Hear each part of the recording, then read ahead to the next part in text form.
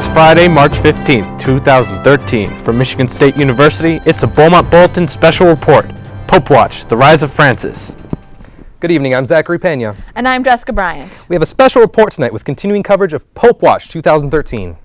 On Wednesday, the College of Cardinals at the Vatican City elected Argentine Cardinal Jorge Mario Bergoglio as the new pontiff. The new pope will take the name Francis, becoming 266th pontiff of the Roman Catholic Church and the first from the Americas. Joining us now with more information on Pope Francis, right off the plane from the Vatican, is our very young correspondent, Leah Sharon. Thank you. With so much happening at once, details regarding Pope Francis are very scarce. Did you say we spent all our budget to send you over there? Do you have details or not? I do have a way to deduce these details myself. And that would be? We are going to scrutinize his fashion choices. That's not the best way to get details out of a pope, but okay, let's hear what you have. All right, so I know it says not to judge in the Bible, but I really think Jesus would agree with me when I say Pope Francis I is a hot mess. That's how popes are supposed to look, Leah. That's You would classic. say that. Classic pope. Excuse me? Like I was saying, Pope Francis is succeeding a man known for his signature red loafers. Where's this man's pop of color? Right now he could be mistaken for a hard-boiled egg. Come on, everybody knows the first rule of fashion is don't wear white after Labor Day. It's not slimming. And he's just asking for someone to spill the blood of Christ on him. Nothing is more unprofessional than showing up for your first day with booze stains. Trust me, I know. And what's with his cross? Can you say, Gaudy? It's actually so big, someone could be crucified on it. I haven't seen a cross that big since Madonna's Like a Prayer video. Does anyone else see that he's wearing a yarmulke? I thought he was the ruler of all Catholics, not Seth Rogen's creepy uncle. And again with the white. He's asking us to count all the liver spots on his face. Obviously, the Argentine sun was not kind to him. But other than that, I think he looks great. Well, that's hardly what I would call hard-hitting news, but what's done is done. Thanks for your insight, Leah. Anytime. Former basketball player Dennis Rodman was also seen in the Vatican City, sponsored by an Irish gambling company running a Pope racket. Rodman said that he was only there to support the company and did not bet on such things.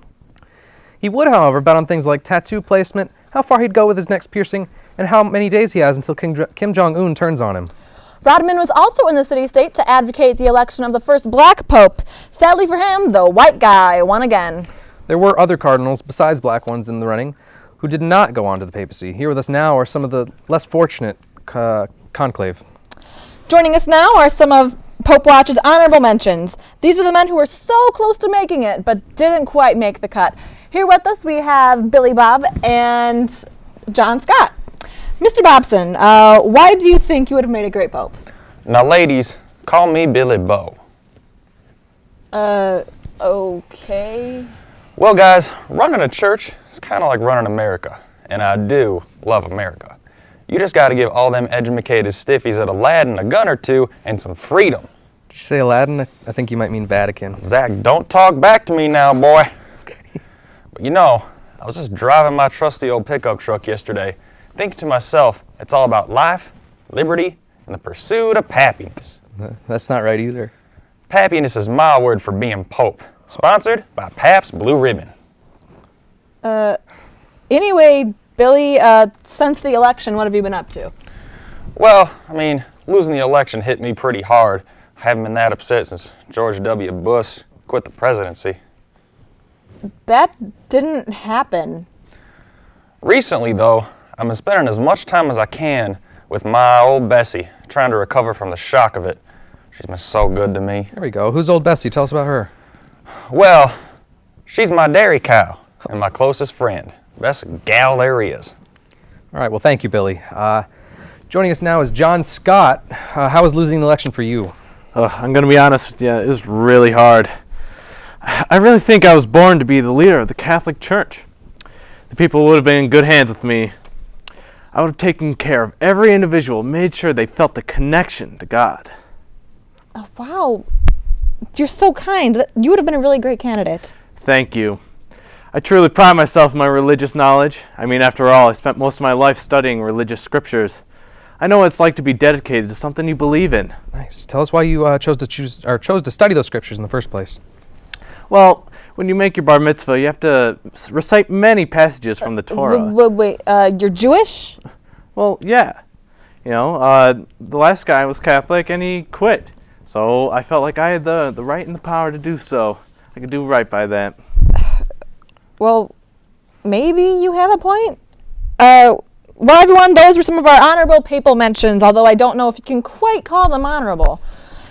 Now, not everybody was excited for the white smoke on Wednesday. A group of Floridian women sent off pink smoke to protest the lack of a woman candidate.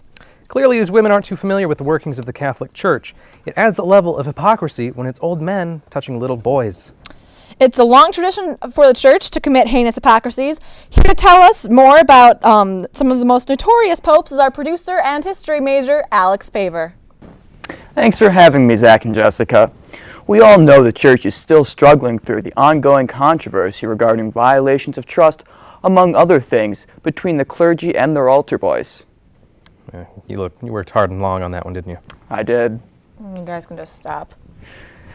Anyways, what is often not known is that the church used to be way more corrupt, with the papacy often being bought and sold.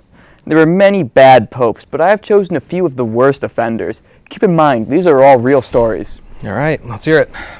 All right, taking the number 3 spot on my top 3 list of bad popes is Sixtus IV, reigning from 1471 to 1484. Sixtus gave new meaning to the word nepotism, throwing money and positions at anyone and everyone he was related to.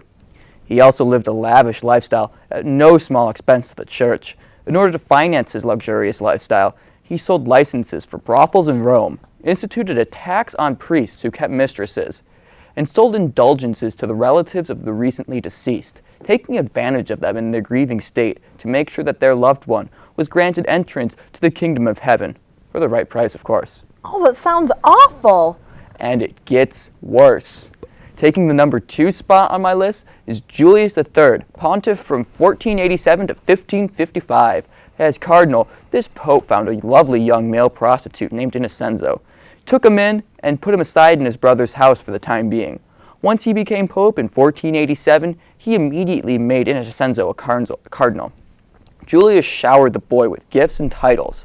The Pope was open about his relationship with the boy and would often openly flirt with him in the presence of the clergy. It caused a massive controversy in the church, and it was explained that the young Innocenzo was only made Pope because he was keeper of the Pope's monkey. Put that in quotes. What does that mean, keeper of the Pope's monkey? Think about it. Oh, Jesus. And Paver. It gets worse. Taking the number 1 spot on my list of bad popes is Alexander VI from 1492 to 1503. This pope is perhaps one of the most controversial, with a wide range of bad things on his docket. But perhaps my favorite story is the Ballet of Chestnuts. To be fair, the whole thing was organized by his son, Cardinal Caesar Borgia. But also, to be fair, he had a son, and that kind of violates the whole celibate thing. Anyways, on October 31st, 1501, a banquet was held in the Vatican with 50 honest prostitutes. After dinner was served, the prostitutes danced around naked, picking up chestnuts strewn across the floor, while Pope Alexander and his guests watched on. After the dancing ended, a contest was held to determine who could have sex the most times with the prostitutes. Servants kept score of each man's orgasms, and prizes were awarded to the winners.